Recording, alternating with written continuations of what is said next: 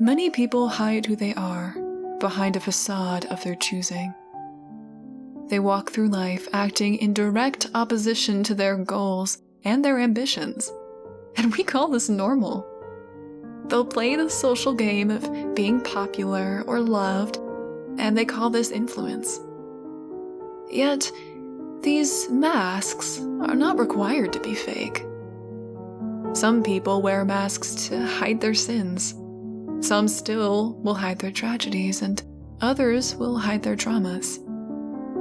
Some linger past childhood, welded into the face of the innocent being they sit on. Take a single mother who works 2 jobs and has her children diligently waiting on the couch for them every night.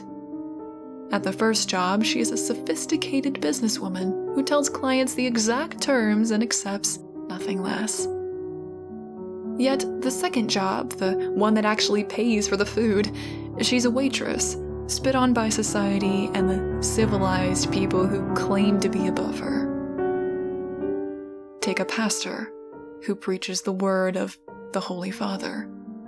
He is a loving father and devout husband.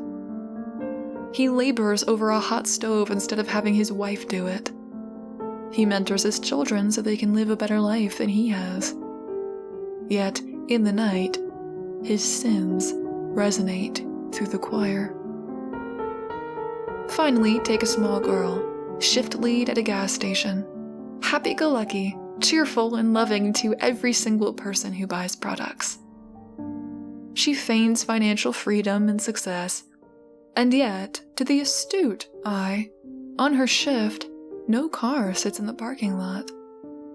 She walks to and from work daily. She has no education, no will to live, and no future. And every day she...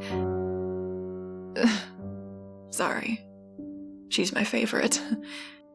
But see, everyone wears masks. Everyone hides their true self. And you may wonder, why do I bring this up? Why talk about the pathetic woman who will one day abandon her kids?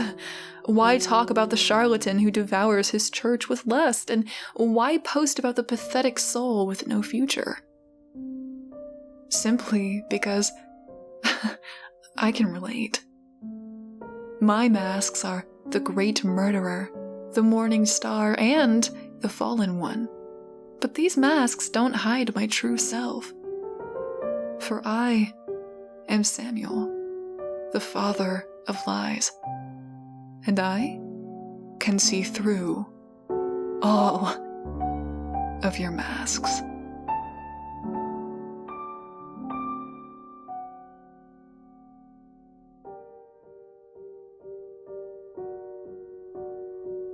They left me here, in the dark. I woke up with a headache, my mouth tasting of bile. The house was still, silent. I searched each room, calling for my mother, my father, my sister and brother, met only with silence. In the darkness, I fumbled with the curtains. Why was it so dim? When I opened the blinds, though, I realized why. They'd nailed boards over the glass. The doors were similarly treated. My family was thorough. They'd taken all the tools down to my brother's Swiss Army knife. The first day, I bloodied my hands trying to pry the boards loose. That was 3 weeks ago. My stomach seizes, but there's nothing to quell my hunger. Everything in the fridge has spoiled, and I've eaten everything in the pantry. They turned off the electricity, so I ate pasta raw, chasing it with a swig of water. I only have 1 bottle left. Their note lays on the dining table. The hastily scrawled words haunt me. We're sorry. It wants you. Please forgive us. Sitting on the cold tile, I can hear the voices. drifting up from the basement. It calls me, has called me ever since we came to this damned house. I close my eyes. Soon the hunger will be too much to bear. Soon I'll barter anything for a sip of water. Soon I'll stumble to the basement door, where the voices whisper of a sprawling feast. Soon I'll crawl down the rotting stairs, where the voices murmur of crystalline glasses overflowing. Soon I will surrender to the pummeling in my brain, constant as a heartbeat bidding me to follow it down. Soon, but not yet. For now, I sit, treasuring these lingering moments of sanity, fading so fast. Soon, but not quite yet.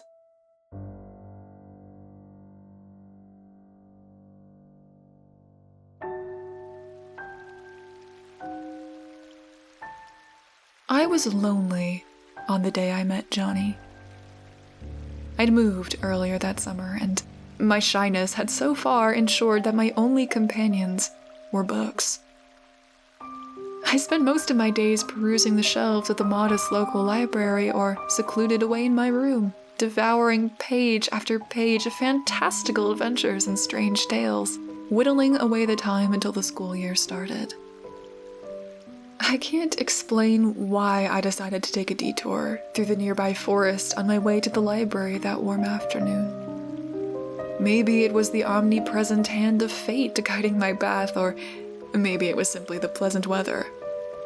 But either way, that's where I first saw Jonny.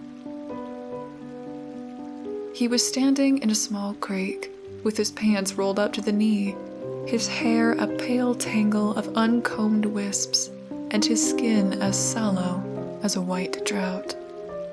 He was so frail and wan that he looked eerily out of place among the forest's rich greenery. When his dark eyes met mine, I saw within them a loneliness, even more poignant than my own, as if he had spent an eternity waiting for someone to arrive and had long ago given up hope that they ever would. I recognized immediately that he was a ghost, and yet, when he waved at me, I returned the gesture without fear or hesitancy. Unlike the phantoms and ghouls in the stories I'd read, somehow I just knew this spectral boy had no desire to frighten me. He smiled faintly, and I smiled back, and our friendship began. I abandoned my books in favor of spending afternoons with him at the creek, wading through the cool water and skipping stones across its glassy surface. I never asked about his past, and he never asked about mine. When I was with Jonny, nothing outside the forest mattered. Not my parents' divorce, or the long shifts my mom now worked, or my dad forgetting to call on my birthday. A ghost could never leave me or let me down the way the living had, and for that reason, my friendship with Jonny became the most cherished thing in my unhappy life. One day we were catching minnows when he slipped and gashed his leg on a sharp rock. He howled in pain as I watched ribbons of his blood dance through the water like crimson ink, reeling as if I'd just been punched. "Ghosts don't bleed," I said, numbly. "What?" Jonny looked up at me in confusion. "Come on, help me!" I brought a rock down onto his head, over and over again, before pressing his face into the creek until his legs quit thrashing. Then I left him in the water and ran home, where no one was there to see the blood on my wet clothes. And now I lay awake in my bed, counting down the hours until I can return to the forest and see Jonny again. He'll be waiting for me, and he will be a ghost.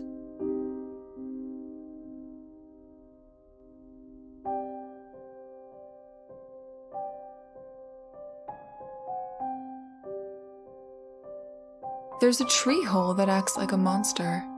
And the weird thing is, everyone in town knows it. They say, "Oh, you stay away from that old gnarled tree. It's got an appetite." Or, "Lots of kids and dogs go missing when they go sniffing around that wicked tree. Don't you be one of them."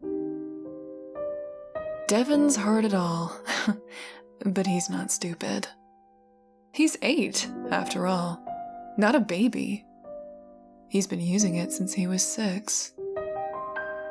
His first pet, Petey the gerbil, went in there, along with his first goldfish, Goldie. The neighbor's dog, Sam, who tried to bite Devon that one day after school, he's in there too, and he deserves it more than the others. And there are others.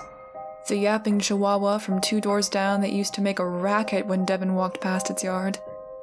The rabbit from his class, not because it did anything wrong, but because Mrs. Marple gave Devon 2 stars on his assignment instead of 4. It felt good to see Mrs. Marple cry when her rabbit went missing. There are other animals in there too, some that just annoyed Devon, but most of them stuffed in there because they were easy to catch. The funny thing about the tree hole is that it's never full. No matter what Devon shoves into it, there's room for more. So he tries his best to fill it with all sorts of things, just to see if he can finally plug it up. So far, he's had no luck, but he's bringing Mandy's little sister out to the tree hole this afternoon. She'll be the biggest thing he's put in there so far, especially since she's so chubby. Maybe the old people are right, and it's kids the tree hole wants. Devon doesn't know, but he's going to find out.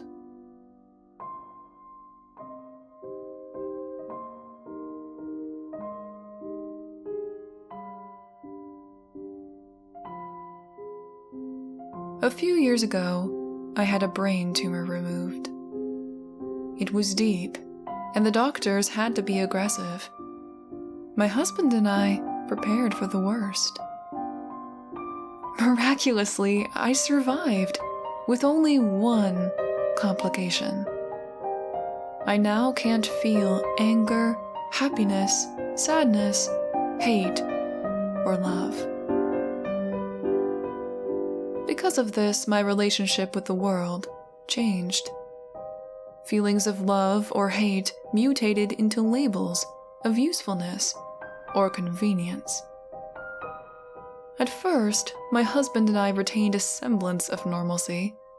I could still hold hands, kiss, and smile, but ultimately, the gestures were empty. He tried to be understanding. There were different therapies and drugs, but nothing helped, and his anger built up with every emotionless "I love you." We argued constantly. Logically, I understood his anger and sadness. We both wanted what we had lost. But emotionally, I was incapable of empathizing. Over time, our marriage became too inconvenient, so I ended it. I've had lovers since, though I've never loved them. I'd go through the motions to make them happy, but they'd see through the act eventually. Then the honeymoon would end, and the useless cycle would start again. Anger, arguments, sadness. I had to end those relationships too. I don't know why I pursue these relationships. I don't feel sad or lonely, and I don't lack for sex. Maybe I'm nostalgic for the life I had with my husband before the surgery, or maybe it's to have another person to share in the general monotony of life. It's convenient, until it isn't. Which brings me to my current partner, Liam. He's seen the person behind the curtain, and the honeymoon is over. First, he was angry, but then he decided that I needed to be fixed, talking about therapy and drug treatments. I told him I can't be fixed, and to stop going on about such useless things. For days after that, he'd been suspiciously quiet. As I'm in the kitchen preparing dinner, he storms in with the name and number of a doctor, insisting that I see them. Saying nothing, I turn my back to him and continue to stir the spaghetti sauce. He throws the pot across the room. He's angry. He's angry that I won't talk about it. He's angry that I can't be angry. I simply stare at the mess on the floor and sigh. I guess it's finally time to end this relationship too. I pick up the large cast iron skillet and slam it into his head, making sure the side connects with the thin temple bone. He looks surprised as his skull crumples and he falls to the ground, unmoving. As I check for a pulse, blood pools underneath him and mixes with the sauce he spilled. What a mess. Sighing, I wrap his head in a towel and drag his body to the garage. Pulling the tarp and boxes off a large chest freezer, I heft his body inside. I have to use all of my weight to shove him down far enough so I can close it. It's getting pretty full in there, I think to myself. How inconvenient.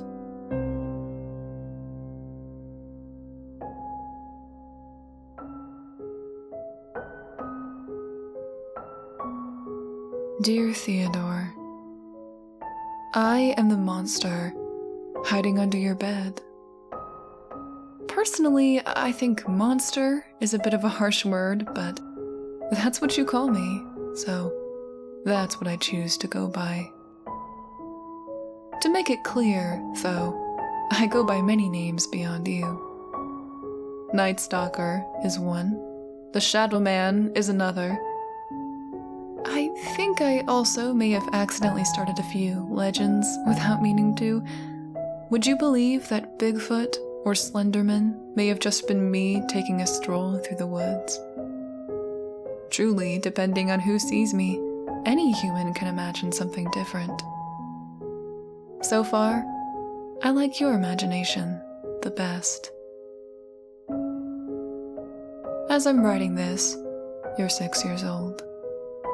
For all 6, I've been under your bed. I followed you from the NICU and listened to your crying all the way home from the hospital. I admit that the crib was harder to squeeze myself under, but I managed. I'm grateful you've since upgraded to a big boy bed. It's a lot easier on my back. As you've grown, you leave the house more and more. I'd forgotten that children go to school so young until I heard you return that first day, excitedly rambling to your ignorant parents about the things you've learned. Mrs. Thomas sounds nice, from what you say. I approve of her. For now. Anyone can sound nice coming from you, though, because you tend to see the best in people. It's a quality that gives me hope.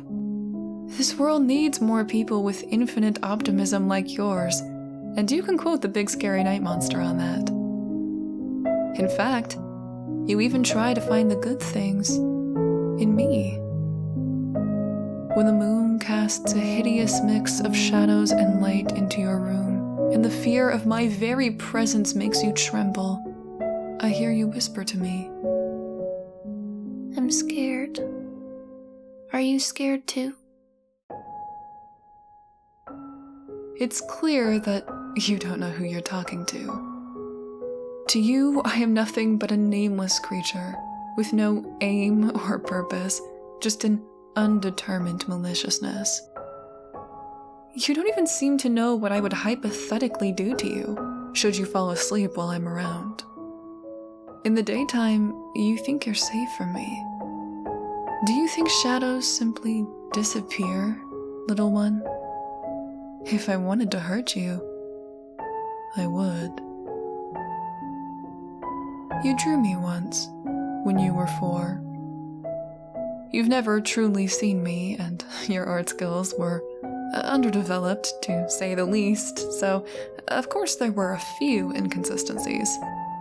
Your illustration depicted a haphazard gray scribble, with pointed teeth and horns and too many claws to count, almost like a sickly, demonic porcupine. I couldn't help but be amused when I saw it. I won't say that you were completely wrong. I suppose I mention all of this to say that I know you know nothing about me, but I know so much about you. In fact, I'd like to think that I know you better than you know yourself. I know that you don't like vegetables, but will eat any fruit placed in front of you. I know that your favorite cereal is Reese's Puffs, though you rarely get to eat them. I know that you only know one curse word, but you're afraid to say it out loud. I know that you want to be a firefighter, but 2 months ago you wanted to be a construction worker, and you will end up being neither. I know the names of all your friends, and which ones will eventually turn out to betray you in the future. I know the names of your first and second girlfriend, and your first and only boyfriend. I know you love your parents, even though they hurt you. I know the age at which you'll die.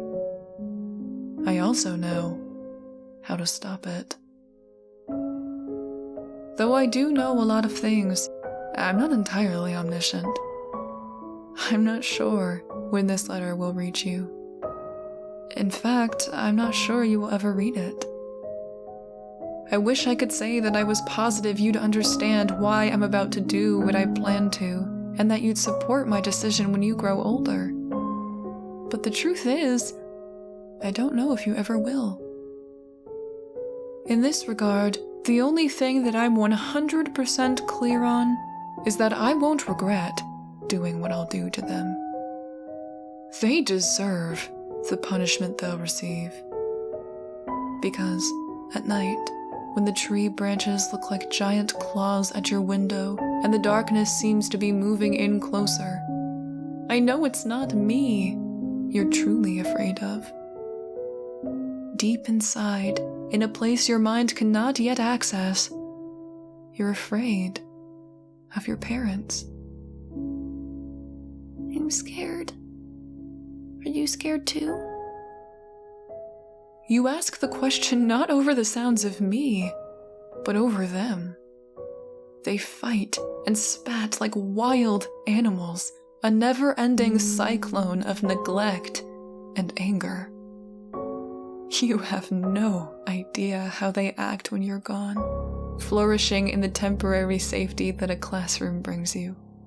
And you cannot yet fathom the amount of pain they will bring to you when they realize that you've become too old to cuddle and just old enough to treat you like they treat each other.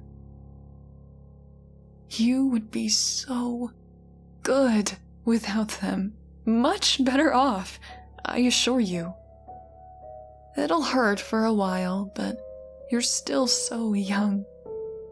The pain will fade, and then you'll be free. Free from their chaos and self-destruction and abuse.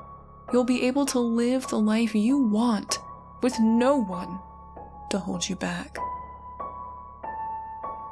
One day, if you read this, you'll understand why I took them from you. And I hope then that you'll thank me. I hope the nightmares of your parents' blood will slowly fade into a background hum, replaced by that endless optimism that I know you hold so close. And when that day comes, I hope you realize that I care for you more than they ever did. Eternally yours, the monster still under your bed.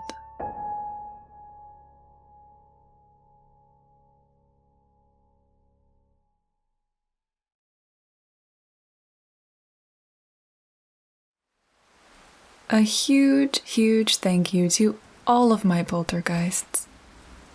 Bobby Tripp, Calderin, Cheryl Meredith, Gary, Imugi, Joker Smurf 3, Nathan Konark, and Spirit Father. As always, your support is so appreciated, and thank you from the very bottom of my heart.